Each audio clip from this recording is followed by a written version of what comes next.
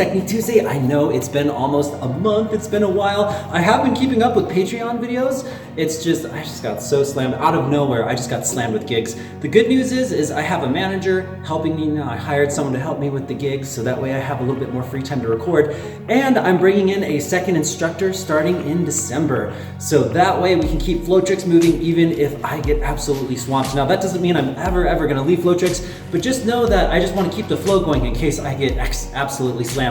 Today I wanted to go over just a few little tricks with SymX that you may not realize you can do. So let's go ahead and just start here. A SymX is a symmetrical crossing. When I say SymX, that basically means the nunchucks is unique in that both sides can cross over and create some really interesting optical illusions by moving symmetrically. Now, the best way to get a SymX to work is to make it nice and tight on the rope and then to kind of push them against each other. So the very first thing we want to do is to make sure that the rope is tight.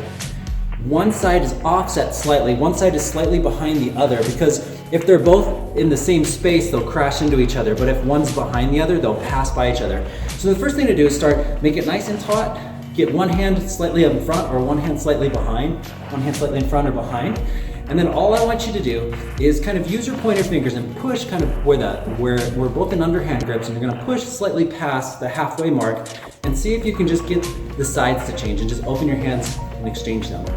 That's step one.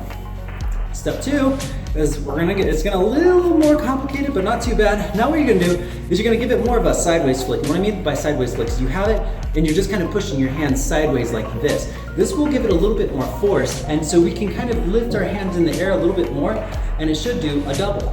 Now you're kind of pacing it out, but basically it should cross over itself twice when you do the catch. And boom.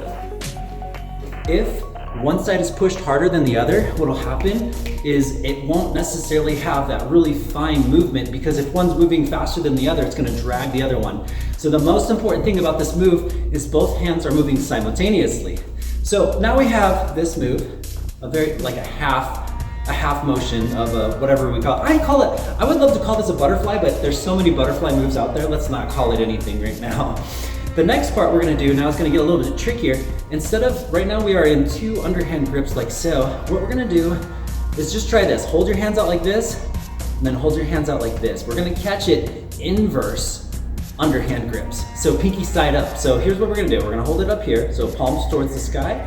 We're gonna do the reverse, and we're gonna grab it from the inside like this. You can do this infinitely. Now this is infinitely harder than the other way, but you're gonna kind of use your thumbs to kind of balance it out, and you're gonna pull against itself to unwind it. Again, we're gonna push this way, then we're gonna grab on the inside. Now make sure, again, when you're on the inside, one hand is slightly ahead or they're gonna crash. It's a lot easier to get these to crash when you're in two inverse grips like this, just because it's harder. It's almost like you're grabbing curtains and you're trying to pull them open to unwind it, okay? So we have this, and we have the double, and then you can go from a double into the catch too, but you have to time it out a little bit better. It's a little bit harder to get this catch. Then you can pull against itself, and you can even reverse it in the same way. It's just the control of having this inverse grip is a little bit more tricky.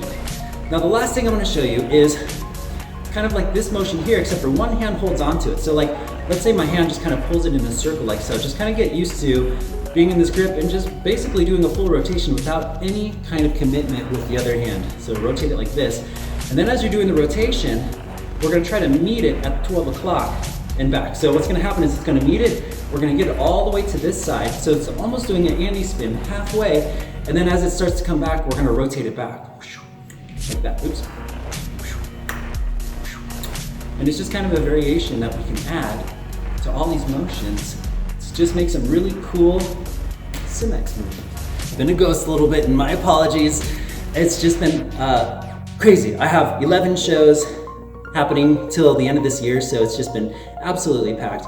Anyways, you may see I have a little bit of makeup on. I just did a show yesterday. I was in Colorado. I'm still in Colorado. I'm actually in a Boulder Circus Center right now, but I did this great show, fire show in Colorado, and it was fantastic.